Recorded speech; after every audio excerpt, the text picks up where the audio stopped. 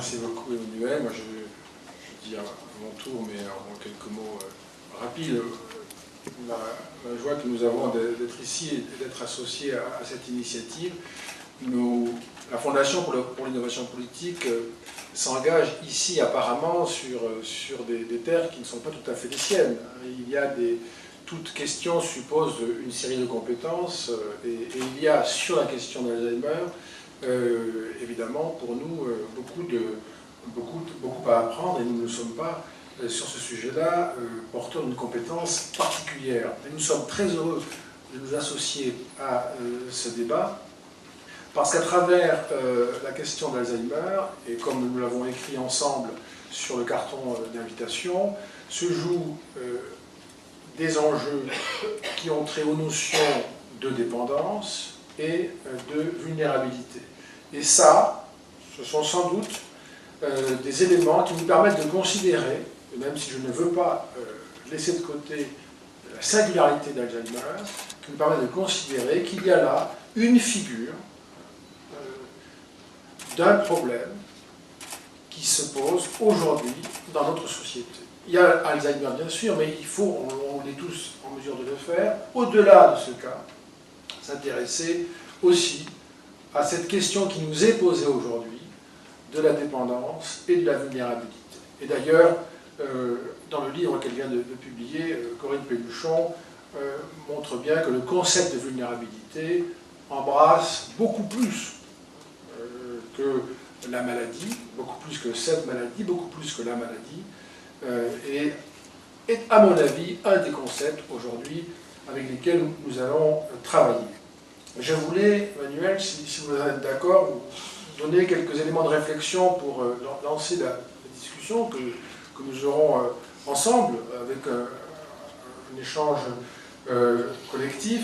Et je voulais très simplement vous livrer la réaction qui peut être la mienne en tant que non spécialiste d'Alzheimer, quelqu'un qui ne travaille pas sur ce type de problème, sur ce champ, qui s'intéresse beaucoup plus à des questions de type politique ou de philosophie politique et de sciences sociales, et comment au fond je peux réagir intellectuellement à la question que pose ce type de maladie à notre société.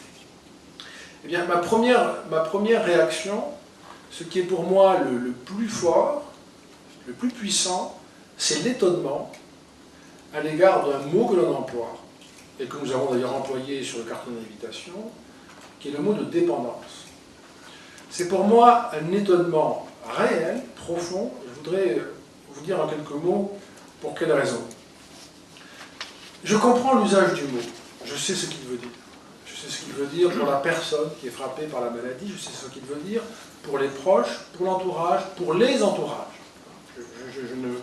Je n'ignore pas de quoi il est question. Mais cependant, faire société, c'est précisément dépendre. Nous dépendons les uns des autres. Et c'est ce qui permet de faire société. Il n'y a pas d'autre manière d'être pour l'humain que d'être en société. Et cet état, voilà, cet état naturel, social, cet état de politique née pour l'humain, est lié à cette impossibilité, par diverses raisons, à la fois fonctionnelles, affectives, émotionnelles, psychologiques, le désir de socialité dont parlaient les philosophes comme Grotius ou Pufendorf au XVIIe siècle, le désir de socialité, Grotius en particulier utilisait beaucoup cette notion qui est magnifique, crée un état naturel de dépendance. Et je ne veux pas jouer sur les mots, je veux simplement insister sur le fait que nous ne pouvons pas, sans nous interroger sur les conséquences, laisser dire que Alzheimer place les individus touchés directement ou leurs proches dans un état problématique de dépendance, puisque ceci désigne l'état général de la société, et je dirais même l'état heureux de la société, qui est la manifestation, l'expression de notre relation les uns aux autres. C'est ce que la science sociale, dont moi je me nourris, a découvert, a formalisé. Il y a voilà, une centaine d'années, vous pourrez citer un livre fameux d'Émile Durkheim, de la division du travail social, publié en 1893, qui montre que le fait social, c'est cette manière d'organiser notre dépendance les uns aux autres, de l'organiser. Nous sommes dépendants, si je puis dire, de la dépendance, et nous avons cette capacité de l'organiser. Et donc, je crois que nous devons nous étonner de l'usage de ce terme. Et il me semble que ce qui est désigné, que d'ailleurs parfois on trouve, mais sur quoi il faudrait probablement mettre davantage l'accent, ce qui est désigné, c'est la question de l'autonomie. Ça n'est pas la question de la dépendance. En tout cas, je revendiquerai, je proposerai de mettre l'accent sur l'autonomie. Et si on a pu entendre parler de droit à la dépendance, c'est une formule qui personnellement me gêne, parce qu'elle évoque un fait qui ne peut pas ne pas être. Le fait social fait que nous sommes dépendants, on ne peut pas ne pas être dépendants les uns des autres. De ce point de vue-là, ça ne peut pas constituer un droit. Si on le comprend dans un sens mineur, je crois qu'il est problématique d'imaginer un droit à être dépendant. En revanche, il me semble que ce que nous voulons évoquer ici, c'est plutôt un idéal d'autonomie et un droit à l'autonomie. C'est cela, en revanche, qui se trouve non pas dans toute société, mais dans nos sociétés progressistes, où historiquement, je voudrais développer ce point, je ne le ferai pas. C'est-à-dire, la volonté que nous avons, nous, c'est l'humanité qui avance, qui travaille à son amélioration permanente. La volonté que nous avons de dépasser cette dépendance fonctionnelle pour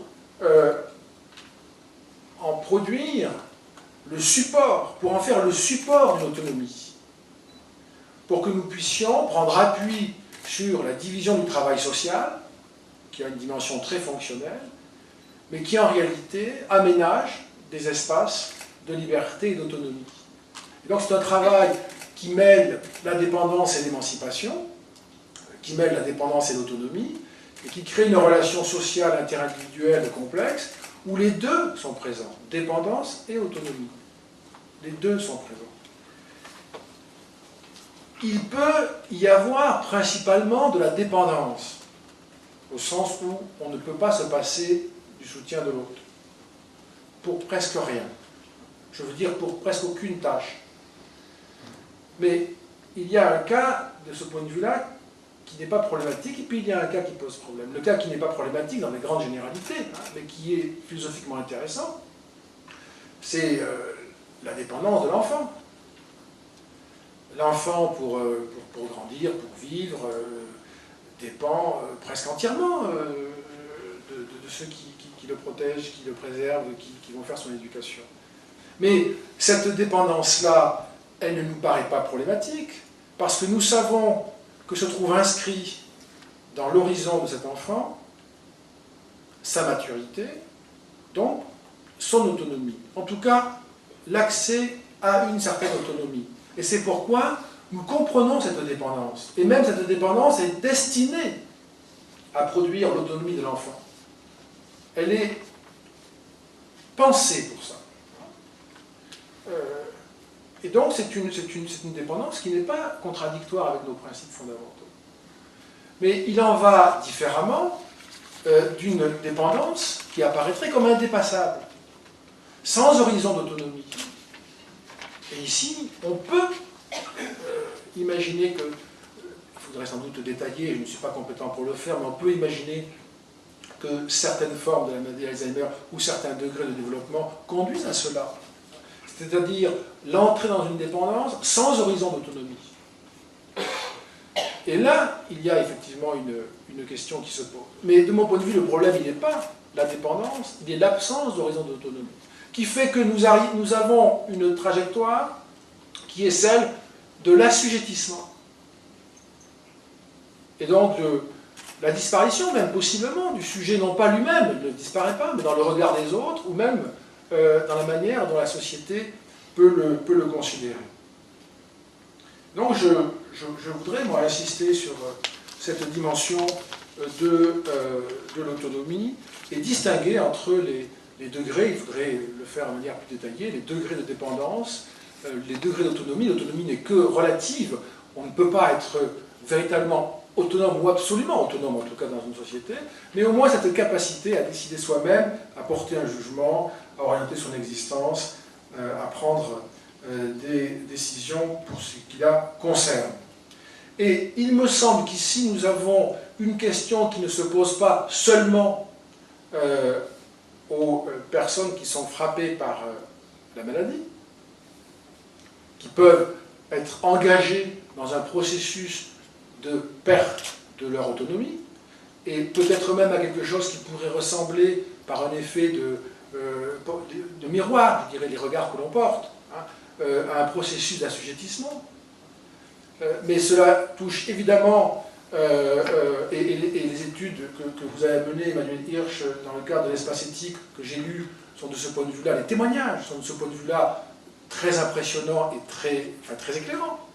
Cette espèce de contagion de la perte d'autonomie de proche en proche, comme un phénomène de capillarité. Le malade perd peu à peu de l'autonomie, mais aussi ses proches. Et donc ces 3 millions dont vous parliez dans votre introduction, qui se retrouvent aussi dans une situation de perte relative de leur autonomie. C'est-à-dire, de mon point de vue, encore une fois comme politologue, une altération assez fondamentale de notre projet social commun, qui est de maintenir un lien social fort, de vivre ensemble, et c'est pour ça qu'il faut de la dépendance. Vivre ensemble, mais permettre dans ce vivre ensemble que les individus déploient pour eux-mêmes leur autonomie autant qu'il est possible de le faire, sans remettre en cause le vivre ensemble.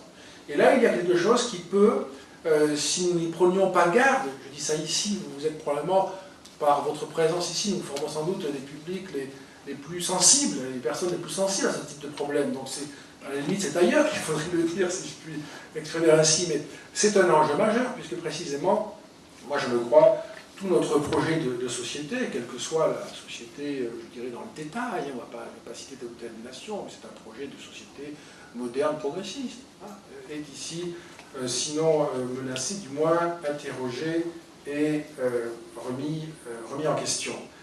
Et donc nous ne pouvons pas ne pas le considérer. Et il s'ensuit, pour moi, la conclusion, j'arrêterai ici, pour après, si c'est possible, si nous avons le temps pour ne pas monopoliser la parole, je dirai un mot sur notre point, mais il y a ici un élément clé et qui débouche sur des politiques publiques ou des décisions de politique pure. Si nous admettons que la maladie qui touche l'un, par effet de propagation, réduit l'autonomie des proches, il y a une vraie inégalité entre les individus dans la société. Selon qu'un proche est touché ou qu'il n'est pas touché par la maladie. Et donc nous voyons apparaître une inégalité devant l'autonomie, inégalité qui ne repose sur aucun fondement recevable, du type le mérite ou le talent, inégalité purement due au hasard. Ce que je crois il faut poser en ces termes. Il n'y a pas d'autre détermination ici que le hasard, même si les spécialistes peuvent nous expliquer quels sont les chemins qui produisent l'apparition de la maladie ici et pas là. Mais il n'empêche que du point de vue de la société, il faut reconnaître seulement du hasard. Il n'y a pas de raison autre que celle-là pour expliquer ce résultat. Et conséquemment, il faut considérer que les différences qui apparaissent sont injustes. Et donc la société doit intervenir en tant que telle. Il y a là une obligation de socialisation de la conséquence. Il faut porter en partage la conséquence, même quand un de ses proches n'est pas touché. on ne peut pas ne pas être impliqué dans l'engagement en faveur de ceux qui sont touchés, pour porter en partage cette dépendance, la faire vivre comme une dépendance, et là encore une fois qui fait qu'il y a un vivre ensemble, et limiter les effets de perte d'autonomie que la maladie peut entraîner.